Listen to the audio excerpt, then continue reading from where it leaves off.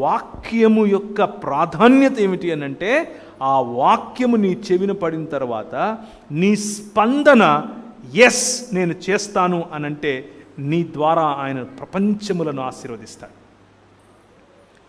నీ ద్వారా ప్రపంచములను కడతాడు, నీ ద్వారా సమాజాన్ని కడతాడు, నీ ద్వారా మానవులను మానవులుగా చేస్తాడు, నీ ద్వారా మానవులను దేవుని కుటుంబములో భాగంగా చేస్తాడు, నీ ద్వారా మనుషులను తిరిగి దేవుని యొక్క బిడ్డలుగా, దేవుని యొక్క కాపరిత్వము క్రింద ఉండే గొర్రెలుగా, దేవుని యొక్క రాజ్యములో పౌరులుగా, దేవుడు తండ్రి అయితే వీరు పిల్లలుగా ఉండేందుకు అవకాశం ఇస్తాడు.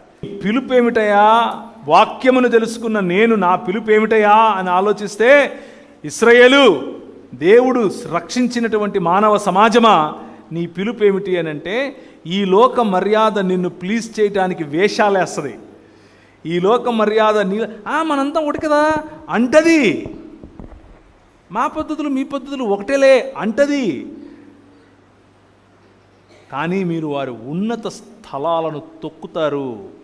దేవుని వాక్యం అనేటటువంటి దృక్పథం నీలో ఉంటే ఉన్నత స్థలాలను తొక్కే పిలుపులో నువ్వు ఉన్నావు. కానీ ఈరోజు క్రైస్తవ సమాజము ఇదిగో ఈ డోర్ మ్యాట్ లాంటిది, వచ్చిన ప్రతి ఒక్కడు తొక్కిపోతూ ఉంటాడు, కాలుకు వచ్చిందంతా పూసి మరిపోతూ ఉంటాడు. అండ్ మనం దాంట్లో అంతే బ్రదర్, ప్రార్థన చేద్దాంలే బ్రదర్ అంటుంటాం.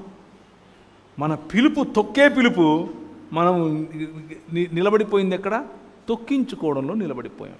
కారణం ఏమిటి అని అంటే, దృక్పథములో మార్పు.